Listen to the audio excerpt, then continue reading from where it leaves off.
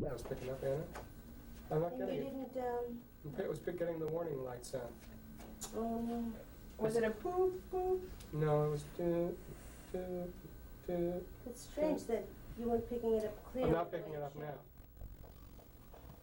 And that's definitely. May have been the camera mic too. I think what am I monitoring? 1 and 3. I want to be monitoring 2 and 4. You are. I am monitoring 2 and 4.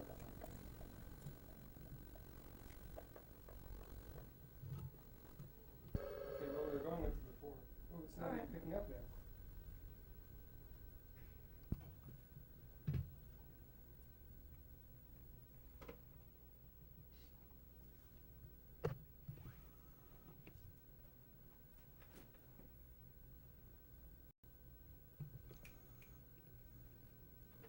You got that? Hey, anytime. Are you set, John? And you didn't change the time code number. Yeah, I know, it just went back. Here. Yeah. But Anytime. Actually. Anytime. Okay. You went as a medical professional applying for a job from other medical professionals. They were about to give you a physical exam, but they treated you essentially like a liar, right, when they found out?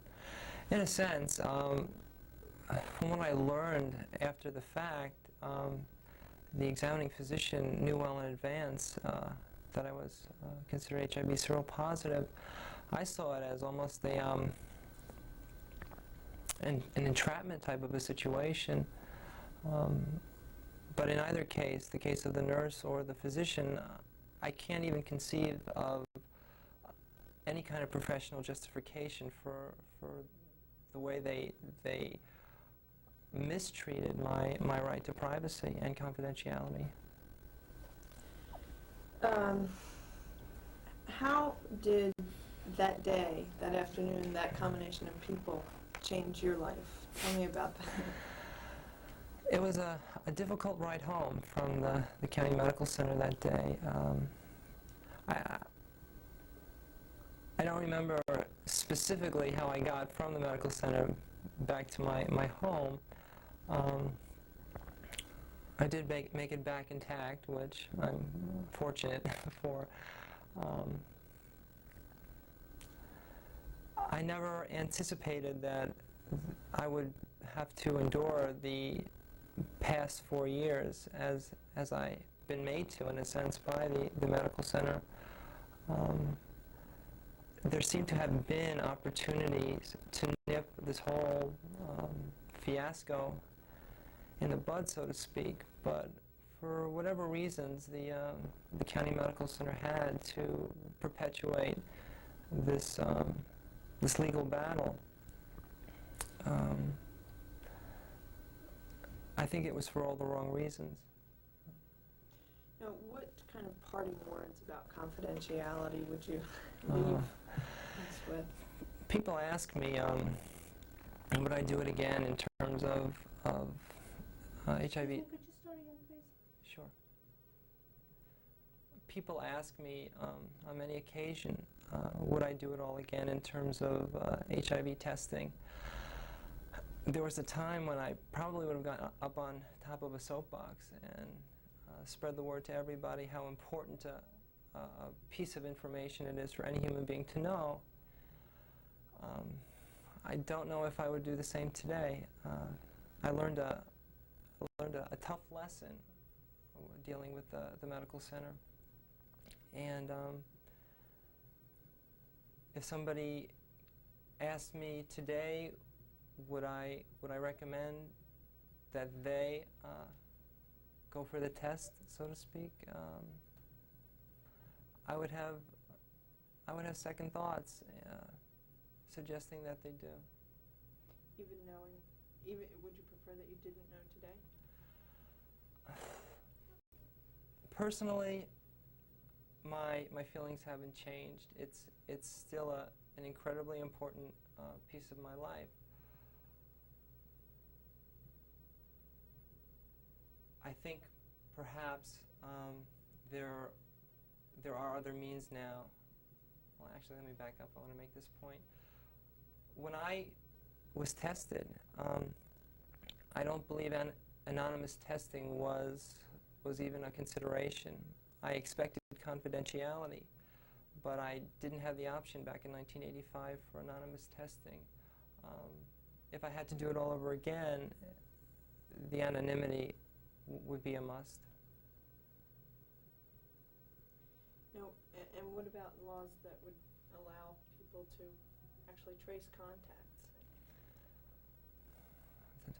Contact tracing is a difficult issue.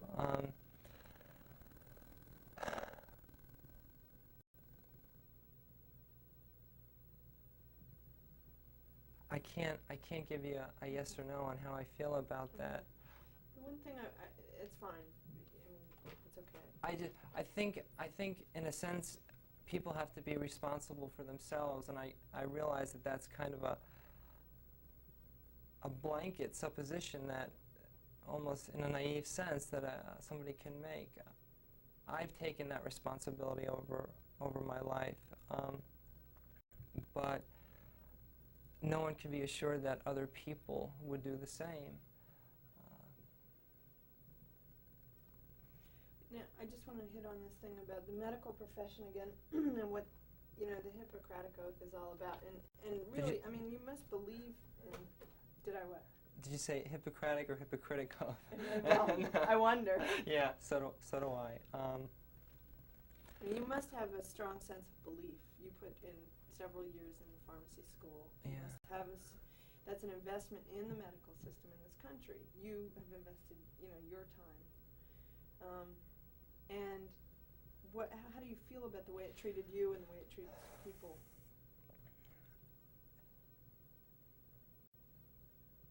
I can't even suggest that I was treated well through my experiences with the county medical center, although I had hoped that the level of care that a county medical center could bring would be utmost and supreme, which is one of the reasons I had initially decided on the medical center as a test site for HIV.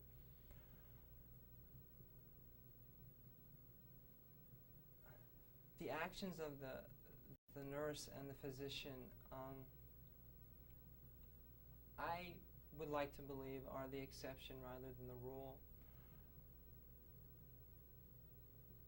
It's difficult for me to put myself in either of their places, particularly because I would have handled the same situation a lot differently. I believe the nurse was fueled by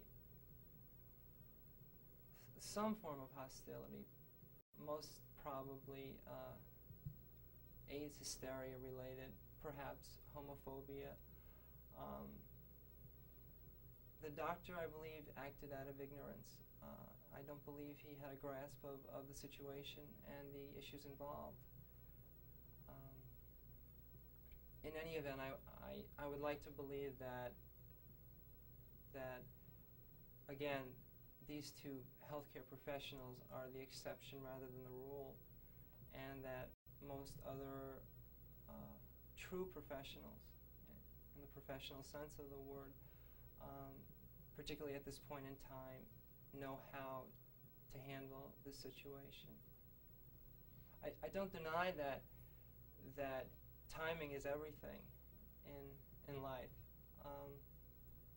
Perhaps I was at the wrong place at the wrong time, which doesn't justify anybody's actions, from the immediacy of the nurse and examining physician to the actions of the county medical center over the past 4 years and or their legal representation. But I like to believe, particularly with these kind of legal battles,